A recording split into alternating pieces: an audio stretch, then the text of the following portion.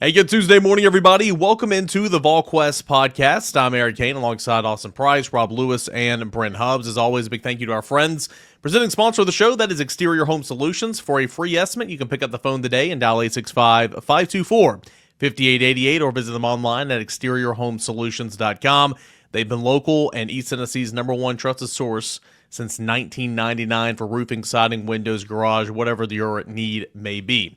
Big week coming up. Tennessee in the college football playoffs, traveling to Ohio State this weekend. It's been a couple of off weeks, but now back into game week. And, of course, the transfer portal swirling. Tennessee basketball is happening right now.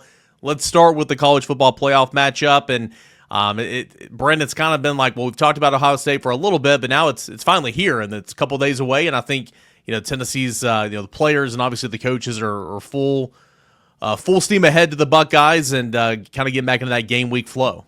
Yeah, I mean, it's a good matchup, obviously. I mean, I think Miles Kitselman said it the best. I mean, he's got playoff experience. You don't play bad teams during this time, and that's the case with Tennessee. And I know they're looking forward to the opportunity and the challenge that's ahead of them. And Austin, it's a real challenge. I mean, it's a good Ohio State team. I know the last visual everybody has of Ohio State is Michigan when they did not play well, but outside of that game, they played pretty well all season long. So there's a lot of challenges that they present, but as Dylan Sampson also said, there's some opportunities, particularly in the run game.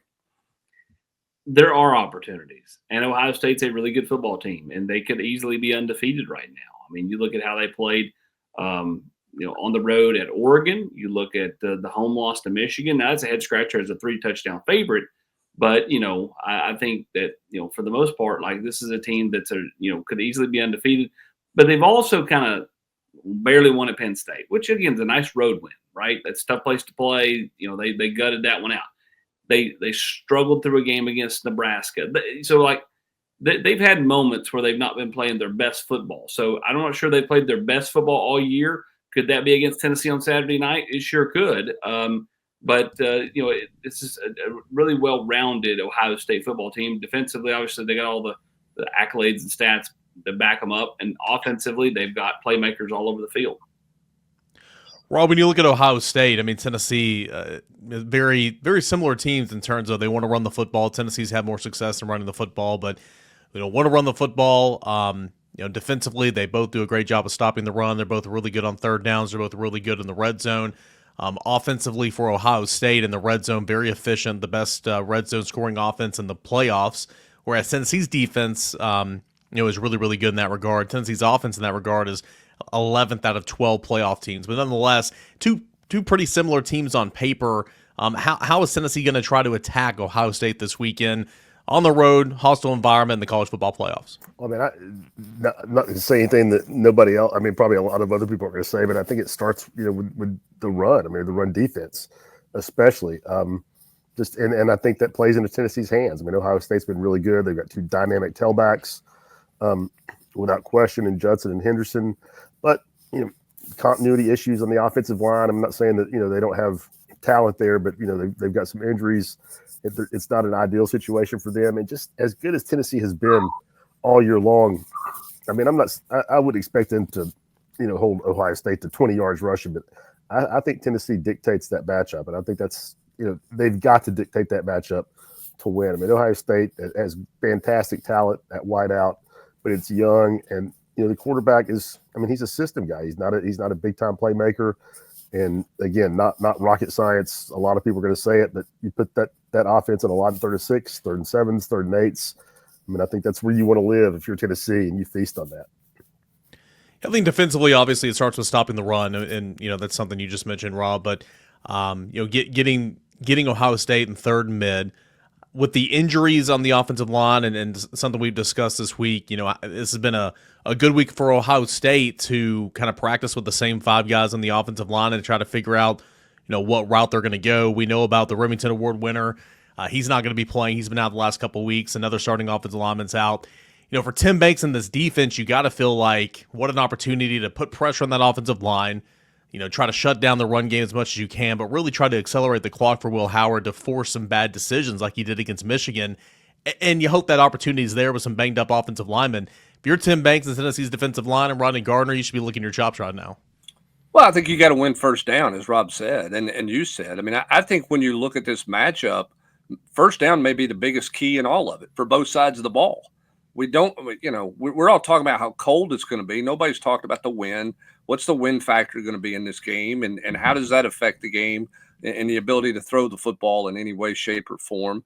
And how do both these teams attack on early downs? Are you going to be really, really predictable with first down runs and get yourself behind the chains? Who's going to be creative with some different things in the run game? But yeah, I mean, if you get into third and long situations, I think that's a chance for Tennessee's defensive front and Tim Banks and Rodney Garner's group to get really active. I think the same thing could be said on the other side of the ball. It's not like Tennessee has just been a wall up front in pass protection. They've given up a bunch of pressures too. Now they didn't against Vanderbilt, because Vanderbilt in the first half chose not to even try to pressure and pressured a little bit in the second half. But Tennessee, blocked a Vanderbilt defensive front up, well. I don't think that's a great Vanderbilt front. I think Ohio State's front's much better. So how do teams attack in early downs to avoid third and long? I think is one of the intriguing parts of this matchup going into Saturday night. Austin, certainly the calendar's unique right now, and you got players leaving via the transfer portal, your team recruiting players at the transfer portal, and we'll talk about that specifically here in a moment. But Tennessee's lost some players, lost a running back, lost a lot of reserves. Chaz Nimrod is in the transfer portal. Caleb Webb's in the transfer portal. Squirrel White's, left Vanderbilt with a sling. You had Brew McCoy that didn't play that last game. Dante Thornton didn't finish that game. Health-wise at wide receiver, Josh Heupel said on Monday that he thinks everybody's going to be ready to roll, but kind of where are they health-wise? And, if Squirrel is not in the slot for, a play or two, who could we see Tennessee putting in that slot receiver position? That's a great question. I mean, they could go with, obviously Braylon Staley. They could slide somebody inside. If they're going to go with a more of a I guess, pragmatic and streamlined approach, you probably just see them go with more 12 personnel. And go with two tight ends, and maybe they put Ethan Davis in the slot. That's something they've done a whole lot this year is played, two tight ends. And so that probably makes the most sense versus going with, an inexperienced player like Staley, who, even though Josh Heupel said, he's ready to play in this one, what's he supposed to say? I mean, he's still a freshman.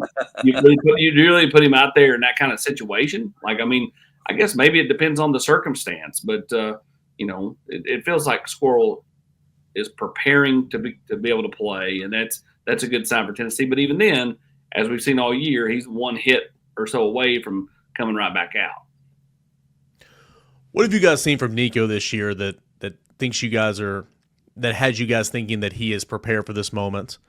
Josh Heupel continued to say on Monday, he said it several times this year, that his ability to reset and move from one play to the next play, one quarter to the next quarter, has been really, really impressive. I go back to that Vanderbilt game, and I understand it's Vanderbilt, and this is a better Vanderbilt team, but you allow the opening kickoff to return, your All-American running back fumbles, you're down 14-0 in the first 4 minutes of the game. You're facing 3rd and 8 or whatever. He hits that pass, and then later on another third down on that next offensive possession, and it's a touchdown. I thought that he showed the ability to respond in the right way. When things weren't going well, not necessarily for him, but for the team. Rob, what have you seen from Nico that thinks that the moment's not going to be too big, that he can lead this Tennessee offense down there and hopefully has some success early in this football game, and what's going to be a hostile environment on the road in the college football playoffs? Easy, Georgia, Athens, Georgia. No disrespect to Columbus, but what he's going to see up there, the pressure might be more, the stakes might be more, but as far as atmosphere, hostile environment, it's not going to be anything more than he saw in Athens, and neither is the challenge from personnel, talent wise, that he's going to see from that defense. And Nico didn't dominate that game, but it wasn't too big for him by any stretch of the imagination. He moved the offense, he moved it from the jump. 10 points in the first quarter, and was under pressure all night long. Never had a panic throw. Had the late fumble when it was a 2-score game. But to me, just the way he handled things in Athens. He made plays. He made plays with his legs. Kept his eyes downfield when he was feeling heat all the time. And to me, it doesn't mean he's going to win in Columbus, but to me that means he's not going to shrink from what's going to be just an enormous national spotlight. A lot of talented playmakers on the other side of the football for Ohio State, and Jeremiah Smith and Ibuka and Carnell Tate and some of these other really Brandon Inus, talented wide receivers. You like the matchup with Jamal McCoy and Ricky Gibson. But Brent, I feel like this has got to be one of those games to where, and we'll see what Tennessee wants to do defensively. You got to be who you are, but you can't necessarily be married to one scheme. I would, mix it up a little bit. I'd be sending some pressure. I don't think we're going to see a whole lot of 4-3 in this football game with Caleb Perry as the third linebacker. I think that you'll see more of your base 4-2-5. But on Tim Banks, I'm kind of mixing things up a little bit, and I'm trying to be who you are, which historically, under this regime, you've been a very aggressive defense. But I say all this because in certain games, Georgia felt like they were kind of simplistic in what they did. Florida last year felt like they were kind of married to what they did. I would be multiple a little bit when time's called for it, especially if you're searching for something that's working in this game. Well, I think it goes back to winning early downs. How are you going to play third down? If it's 3rd and 6, how are you playing it versus 3rd and 9, 3rd and 10? I mean, Tennessee's played a lot of zone and 3rd and long situations, kept the ball in front of them and tackled guys before the sticks. We've also seen them, be in man coverage. I mean, you look at that Georgia game, they were out in man coverage. Florida, they played a good bit of man coverage. They played a ton of man coverage against Alabama. I mean, you go back to Ricky Gibson, he got away with a penalty, but I mean, they put him straight up. I mean, he's got Ryan Williams in man coverage when Jamon McCoy is out of the game, and they didn't flinch there. So, yeah, I mean, I think Tim Banks is going to try to heat the quarterback up. I think the question is going to be, how do you adjust? What do you adjust to as the game goes on? And, I think at Georgia they had a hard time getting to the quarterback, and I think Austin, they probably stayed a little married to their plan a little too long in terms of getting to the quarterback. And, if you're not getting there early, what do you do differently? And how do you adjust on the fly in this game on both sides of the ball with whatever newness that somebody throws at you? How does Tim Banks alter things? If plan B is not working or plan A is not working, what does his plan B look like to get Howard uncomfortable and not let them, get settled in and get in a rhythm? Yeah, I mean, look at the offense. I mean, at points and times this year, they've really sputtered, especially in the first half. But adjustments have been made, and Tennessee's been able to do some things to have success on the offensive side of the ball in the second half. What adjustments can the defense make? I would tell you that I think Tennessee, needs to at least early on try to get home with their base and see what happens, and then adjust off of that. And I think you can sprinkle in the right blitz or two, even when you are, kind of going with your normal stuff early on. I think the pressure on Will Howard is the key in this game. I really do. I think James Pierce has to play a really good football game. I think Josh Josephs has to play a really good football game. And, when we taped the Rocky Top Roundtable this week, Brent Hubbs, brought up Omar Norman-Lott. I think his ability to be a pass rusher from the defensive tackle spot is something that, it can be a real advantage for Tennessee, especially with Ohio State being weaker in the middle. So, I do think you got to find a way to get pressure. Everybody can talk about Howard and his ability to move around. He still doesn't move around like Jalen Milroe. This is still much more of a statue, even if he's athletic enough to make plays, than some of the players Tennessee's went against this year, that have been able to do a lot of stuff off platform.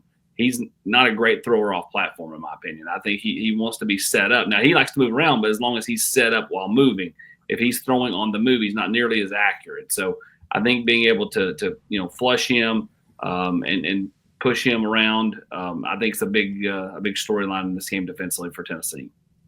Kind of last thing before we move into transfer portal conversation, we'll have our game picks later in the week, of course, and the rest of our game week content. But it feels like this game, anybody you talk to, it's going to be close, right? It's going to be a lower scoring, close. That's kind of what all the predictions are. I looked at CBS Sports, and 5 of the 8 panelists they had actually had Tennessee winning this game. Adam Rittenberg at ESPN has Ohio State winning this game. College Football Network has Ohio State winning this game. But there's been some Tennessee flavor as well, Rob. But for what kind of game are you expecting? And outside of what you already said, what does Tennessee need to do to pull off this upset on the road in the CFP?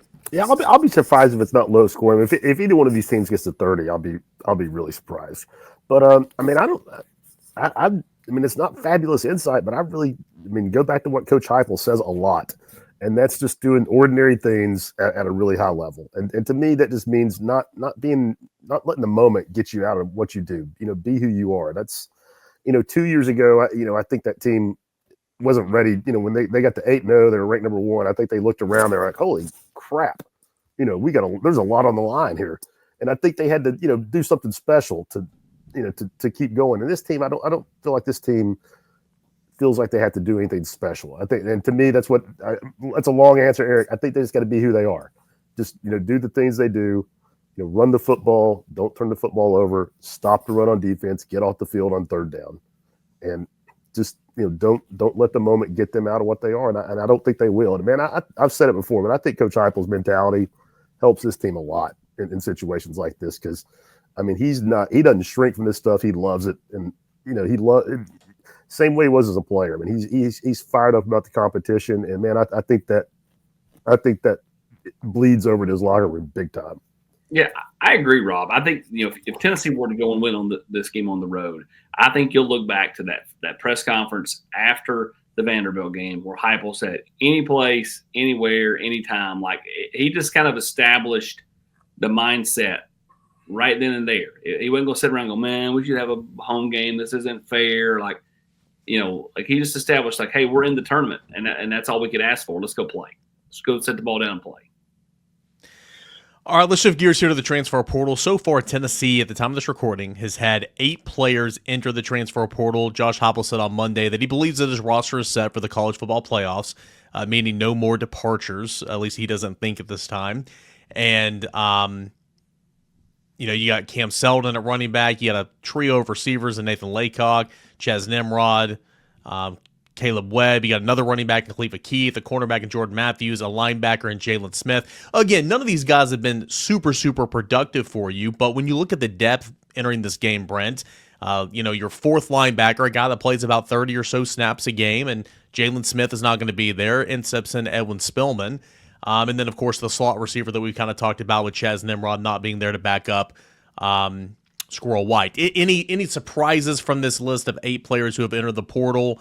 And do you think they're going to be okay depth-wise on the road at Ohio State? Well, I mean, I think it's the Jalen Smith one for me because he's a guy who played a lot this year. How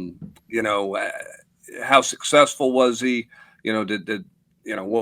What led him to believe that it was time for him to move on? I mean, all those things going on behind the scenes. I mean, I guess nothing surprises us in this day and age. I mean, Austin's talked about this. We did the chat a week or so ago, and Austin's like, look, man, anybody's a possible. I mean, it could happen from your starting quarterback through your third-team place kicker. And not that he knew anything, but it was just the reality of anything can happen. So I don't know that anything's surprising.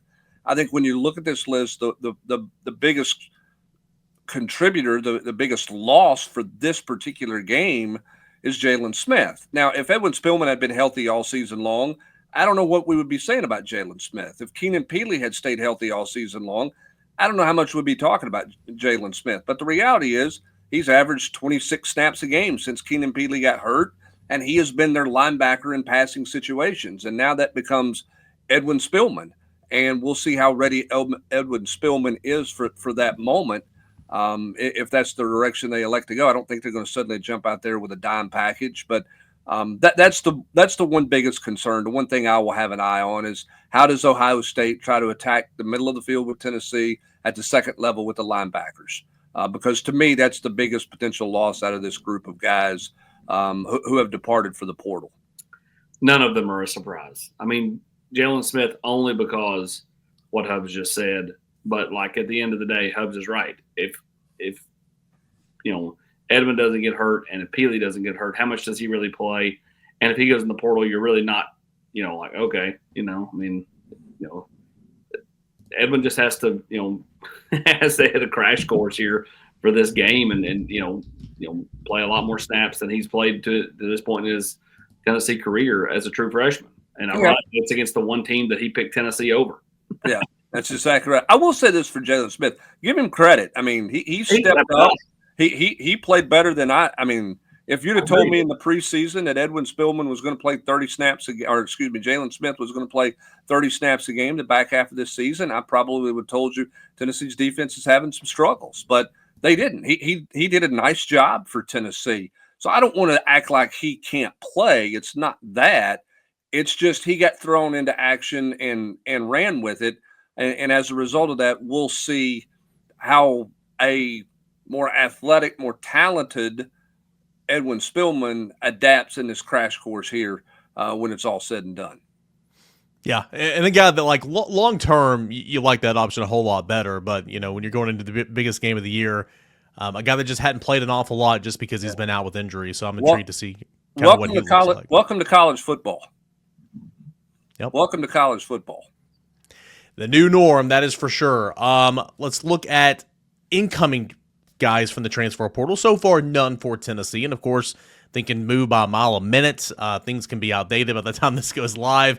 And we're scheduled to speak with a couple of guys who are leaving campus here later on Monday night. But overall, Austin Price, Tennessee's hosted a couple of guys over the weekend. What can you tell us about? I mean, it's clear the direction right now. It's line of scrimmage, defensive line, offensive line, and that was going to be expected. Yeah, offensive interior and defensive interior. And Wendell Moy visited with him on Monday morning. As he left campus, he was on campus about a day, and it feels like if he's going to play east of the Mississippi, Tennessee seems to have the most momentum coming out of this visit. Just a little bit more than Auburn, just based off my talk with him.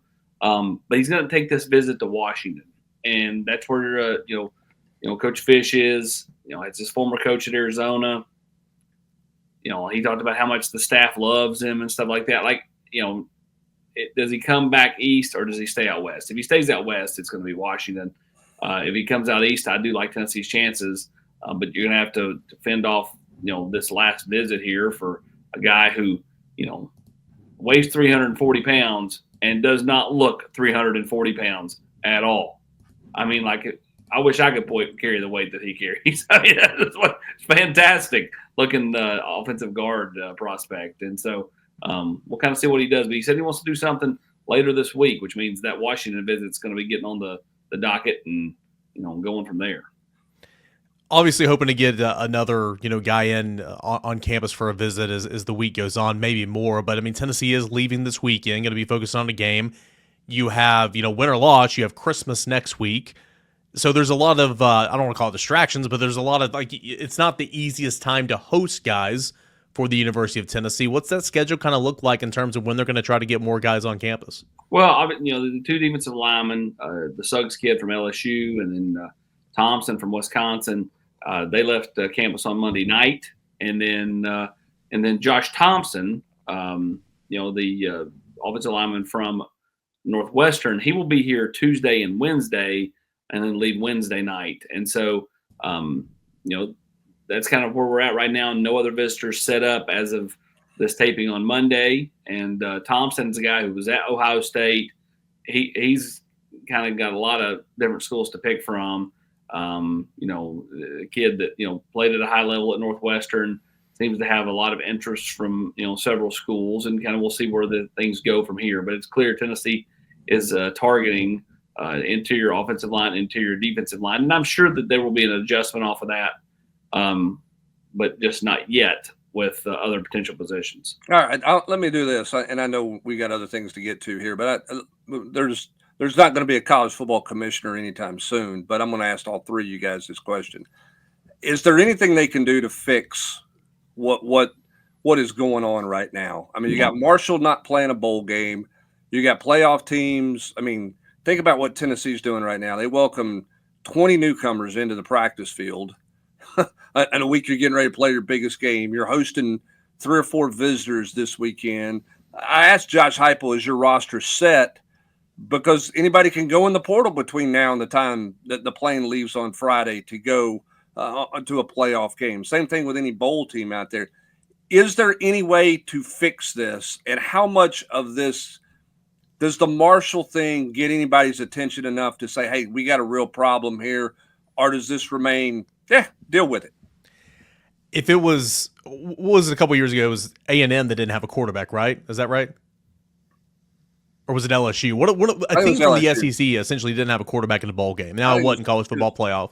Yeah, but maybe if it was a bigger team, maybe. But I don't think it's going to get anybody's attention that it's Marshall, at least right now, unless that number grows. Austin, I mean, we talked about signing day, putting it up to August and then keeping the one in February, but that just takes one little small fraction of this whole mess.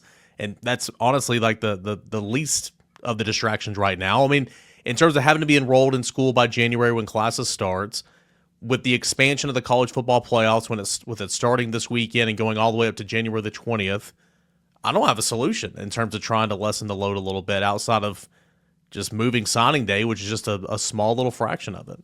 I would like them to take the teams that are still playing and change the window. Like but the problem is you're going to have somebody sue, and they don't have a real reason why they can't do this, and that's why. Like, it's kind of like the whole 5th year thing. Like, there's that whole talk of like they're just going to be saying, all right, everybody gets 5 years to play. Everybody gets 5. No more red shirts. Everybody gets 5 years to play. The moment that happens, anybody that's sitting there that has played 4 years ago go, well, wait a minute, what about me? I can play next year. That's 5 years. Then they'll go sue. They're going to win. Like, like they can't ever win a court case to kind of slow the roll on any of this stuff. I'm just not sure what they can do to fix it, Brent. Like, to me, there's some tweaks they could make, but the problem is there's a domino effect the other direction when you try to tweak things, and I'm not sure that they can just, squash it or win any type of court case to lock some of this stuff in.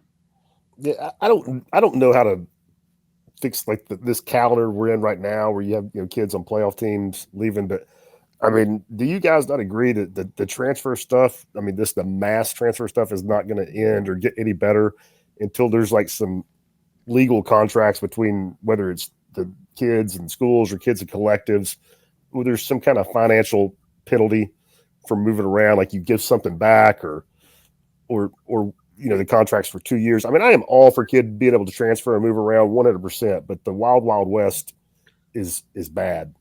I think the best thing to do, Rob, would be to get everybody on board with the whole sham of NIL.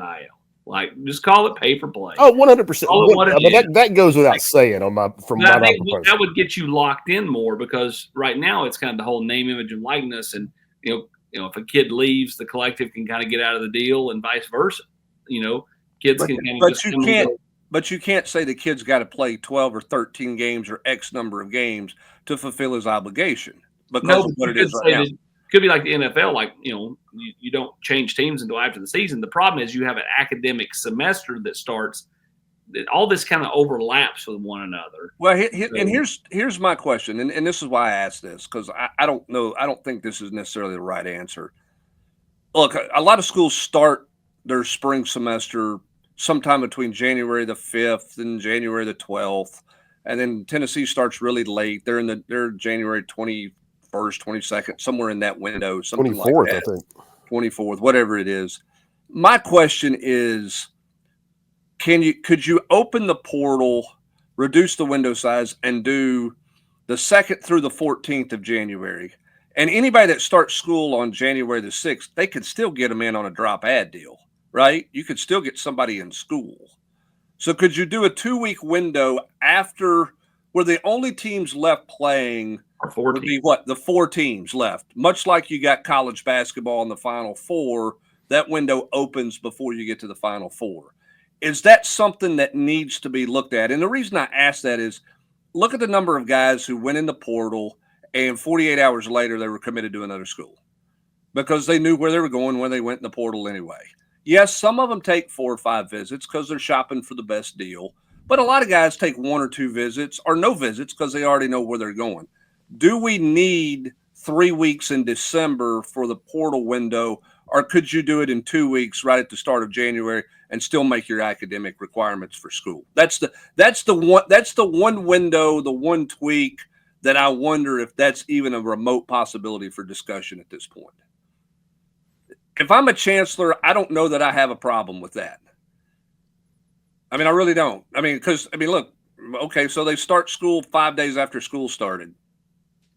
Yeah, that's not a big deal. Chances they're going to all 5 of those classes anyway, right? I mean, it's so I just wonder if that's something that they look at to limit this notion of, all right, bowl games that cancel, maybe that would prevent canceling bowl games. You'd still have opt-outs, I'm sure, but does that make life easier? Is that a little bit of a balance for coaches? Now, that's typically a dead period for coaches, but do we need to tweak that part of it and take some of the pressure off of the month of December? I guess the question would be, from the NCAA's perspective, do you want to set that precedent, essentially saying that I don't think it is, but saying like, oh, who cares about school, right? It's like, oh, well, they're not going to be there for classes to start, even though you're still getting in there before which again, I don't have a problem with.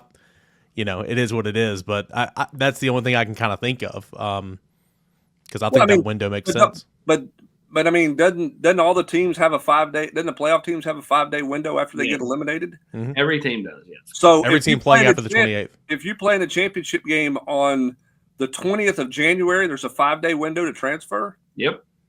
So if it's a really good player, do we think they might have a waiver to get him in school for the spring semester somewhere? Yeah, I would assume so. I mean, if not, then somebody like Tennessee who starts late is all of a sudden, much more attractive. Yeah, I find it hard to believe that a team that starts earlier, like let's say Oregon is playing in the deal, or Ohio State's playing in the championship, and there's a quarterback available off of one of the teams, or there's a running back available off of one of the teams, and you got a 5-day window. I just think that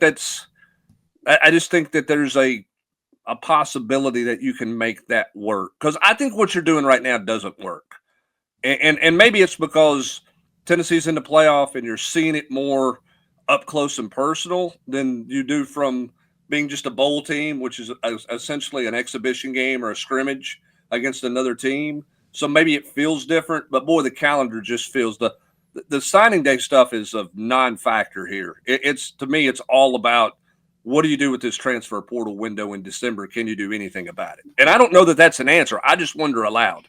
Yeah, I'm just not sure they can do anything. Maybe they can't. I mean, look at Texas last year. It's a different situation now because Arch has played, and you kind of know and Arch is a part of the game plan now a little bit. But, Murphy, the quarterback, left Texas heading into the 14 playoff last year. He had a true freshman that hadn't played hardly any. And Arch Manning, if anything happened to your starter, I mean, he was going to go in. I mean, you just don't want to be in that situation, or in a situation where you have to play somebody and you're actually competing for a national championship that, isn't ready or something. So, I don't know. We'll have to see. It's a new era in college football, no doubt about it. It's a busy time, and of course, it's a busy time for Tennessee, getting ready for the college football playoffs. But we're going to shift gears and go and talk a little Tennessee hoops. What a win in Champaign over the weekend. The number 1 ranked Volunteers. We'll discuss that and so much more with the buzzer beater when we come back here on the Volquest podcast. Hey, Sterling, man, come on. We got a roof to replace. Let's go, baby. It's game time. Let's go. Hey, Sterling, you ready to go to the top? Man, I can't believe you guys been doing this for 25 years. Oh, baby! Now this is what I call a rooftop party. We have 25 years experience in roofing and exterior renovations, and we're backed by the best. Are you ready to get your rooftop party started? Give us a call, 865-524-5888. Hey, as always, a big thank you to our friends over at Exterior Home Solutions for being the presenting sponsor of the show, 865-524-5888, or online at exteriorhomesolutions.com. Exterior Home Solutions, local and trusted since 1999. I do want to take a time right now to remind you guys the college football playoff week got a sale going on at Volquest.com, $1 for 7 days. Don't want to miss any of the coverage for Tennessee, Ohio State leading into kickoff. During the game, we'll be there in Columbus at the Shoe and getting you set for the next play. And, of course, all the reaction post-game from Columbus, Ohio, and everything in between with the transfer portal notes and recruiting and all that and more. What a deal to get started with this. If you're listening to us, we thank you. If you're watching us, we thank you, but not a member of the site. Take advantage of this deal right now. See if you like it, and see if you like our family over the General's Quarters. $1 for 7 days, Volquest.com. Hey, this is Travis Thompson, one of the new owners at North Lake Boat Store in La Follette, Tennessee. Love to have you come up and check out our Christmas sale. We have 50% off on all of our stuff in the pro shop. We carry Ranger, Starcraft. You can find us online at northlakeboatstore.com or on Facebook at North Lake Boat Store. Happy holidays.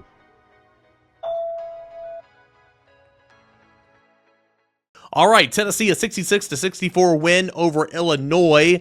Nice quad one win on the road. Illinois is not ranked, but that's a really, really nice win. And it was a game where, Rob, Tennessee obviously didn't play its best offensively. It was a hard-nosed basketball game, defense, a lot of fouling. Tennessee, let's see, it was Illinois that made more free throws than Tennessee attempted, and Tennessee attempted 28. So that just kind of tells you all about this game that you need to know. Star players fouled out, and Zakai Ziegler and Chaz Lanier. Felix Akpara played 8 minutes. Meshack had 4 fouls. It was Jordan Gainey that stepped up and made the coast-to-coast layup there to win it for Tennessee at the buzzer. Just all in all, a really solid win by a really solid basketball team. Yeah, I mean it's tough for me to overstate kind of how impressive I thought they were, Eric. You say Illinois is not ranked, but I think that's a really good team. Mm-hmm. 2 losses, one was not at Alabama, might as well have been. It was in Birmingham. They lost 187 in a track meet, and then lost their conference opener at Northwestern in a game, road game in conference. But that's a really good team that I'll be surprised if they're not one of the top 3 or 4 teams in the Big Ten before the year's end. And that was obviously a hostile arena. I mean, that was Tennessee's best win of the year. It's not even close. And you mentioned the foul trouble to do what they did the second half. And Zakai played 6 minutes in the second half, and Chaz wasn't limited that much in minutes. I mean, he eventually fouled out, but still was 1 of 7 from the floor. I mean, your leading scorer just didn't have it. Rob, tell us that stat that you had. Sorry to cut in. Tell us that stat you had in the second half was Zakai playing 6 minutes. And yeah, they had 0 turnovers in 20 minutes at Illinois in a game like that. That was a war. I mean, both ways. I mean, 2 really tough physical defensive teams, and to have no turnovers when your senior point guard is on the bench in that game, and not waste possessions. That was just a really tough those games. I thought kind of the best thing to say it. Tennessee this year, they're flashier, they're sexier, they score more, but that game reminded you that when they need to get down in the mud and roll up their sleeves and win a bare knuckle fight, they can do it, and that was just a big time win. For me, Rob, I don't think they could have won that game a year ago had Dalton Connect, their best player, fouled out. Oh God, no. I love their pieces around. I mean, Milicic was 0 of 8 from 3, and that last one was just. I mean, it was almost like it was in his head, right? Like, I mean, incredibly lucky that the ball went to Meshack there and he got fouled. But I mean, this is a team that just I love their pieces around. Now, I do worry about their depth, and like when can Cam Carr get back? Can they find any kind of warm body at midterm? I know that there's been some talk of that. Then all of a sudden that kind of got shot down a little bit. But I mean, to me, like, you need something, because like you're going to have another game where you get into foul trouble. That's just how basketball works. And like they're just painfully thin on the front line. And I just feel like they need one more body, even if it's somebody that comes in and gives them 5 minutes a game, just to have somebody competent in case you have another game like this one. Where would you have been if Dubar would still had a concussion? I mean, you'd be 9-1 for sure. Is where you'd be. I mean, and that's a guy that a month ago, and this is no knock on the kid. I'm not saying anything bad about him, because I mean he was really struggling, going through some stuff. But I mean, I don't think the staff could have told you for sure that he was going to give him anything this year. And he was told he wasn't doing anything wrong. I'm not saying that. I'm just saying he was really going through some personal stuff, and he got all the support he needed here, but it was a real question of what he was going to give him. And you're right, Eric. I mean, if he's not there, that's a loss. And AP, they do need Cam Carr back. I mean, big time. I mean, he's a guy that can really be a spark off the bench offensively. And they could, Jordan Gainey saved him the other day, but Cam can do some real similar things. And bottom line, Okpara he can't have games like that against good teams. I mean, they got by the other day. I mean, I don't know if played almost the whole second half with Milicic at the 5 and Jemai, at the 4, or vice versa. Switching, Jemai switching on to and guarding 5s, and Akpar he can't no show like he did against good teams. But I mean, that's at some point that's going to happen. Like, that's just basketball. Like, you just get a couple of officials that get a quick whistle and boom, boom, boom. I mean, you end up like Zakai was there the first 2 minutes of the second half. And that was incredible. Another thing about even with Okpara just not being a factor, even defensively, Illinois' leading scorer was the big guy, Tomasov, and he was averaging right at 16 a game. He had 4 points, 1 of 5 shooting, and that was with your defensive rim protector, just again being a non-factor. Just a tough nose, big time win. That win is going to look better and better as the season goes on. Well, we were talking earlier in the week, Igor, of course, didn't have a great game shooting, but he played one other game in his career, his previous style, where it was like double or triple overtime or whatever. He played over 40 minutes, but you can't live to Austin's point, you can't live with him playing 36 minutes a game, but you can win a game here and there, and Tennessee did. But Igor played 37 minutes essentially, and he had 14 rebounds, had a really good rebounding first half as well. Good to see him giving them something, obviously a lot of minutes, but obviously big on the board is even when he was nowhere to be found on the offensive end. Oh yeah, and that says a lot about his mindset too. I mean, coach, the staff loves his mindset. I mean, he's definitely fits the culture here. But a lot of guys, they go 2 of 14 from the field. That's in their head. I mean, they're a non-factor, and that wasn't the case with him. I mean, that's again talked about. Illinois' lead scorer had 4 points in that game. Big part of that was Igor, doing the heavy lifting in the paint, and how big is the play he made?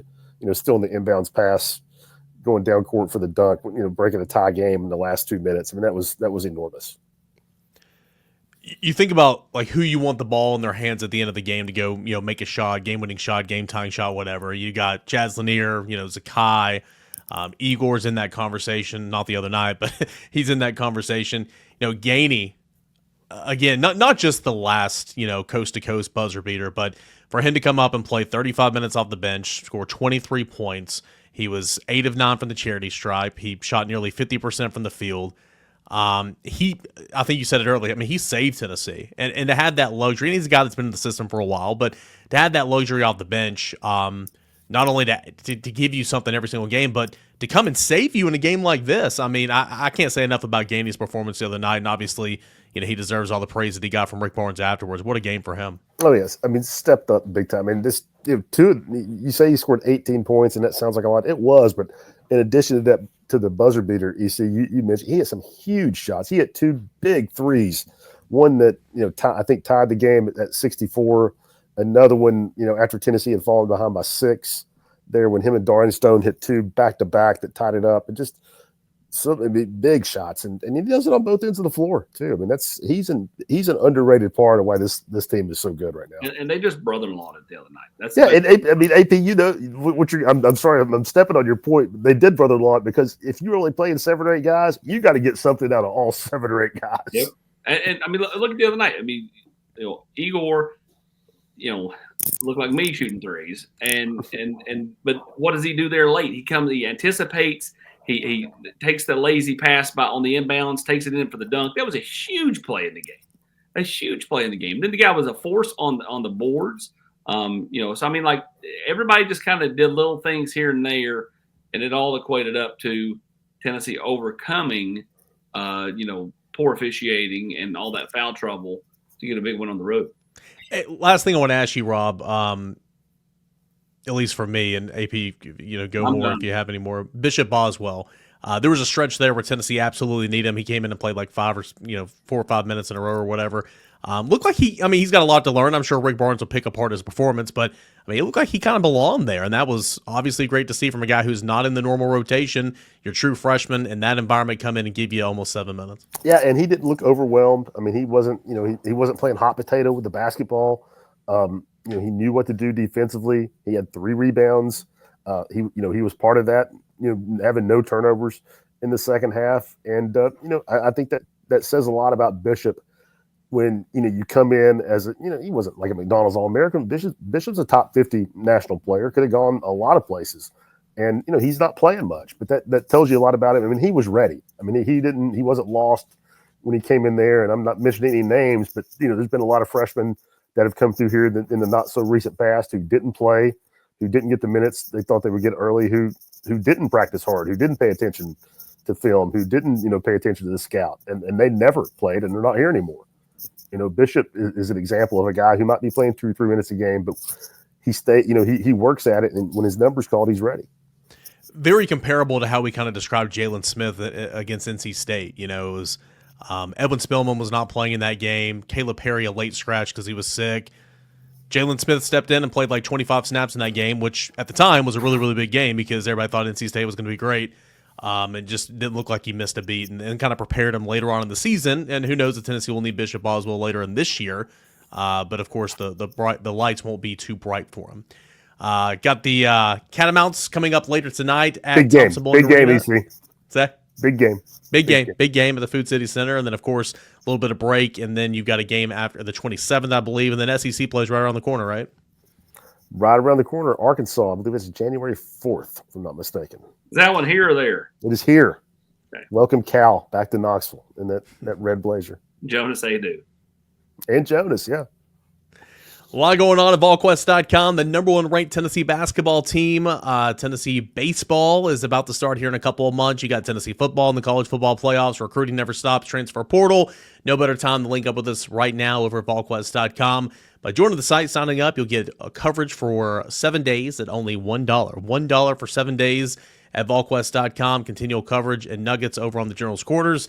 And as always, do want to thank our friends over at Exterior Home Solutions for being the presenting sponsor here of the Volquest podcast. 865-524-5888 or online at exteriorhomesolutions.com. They've been local and trusted for 25 years, since 1999. For Brent Hubbs, Austin Price, Rob Lewis, I am Eric Kane. Big thank you as always for joining us here on the Volquest podcast.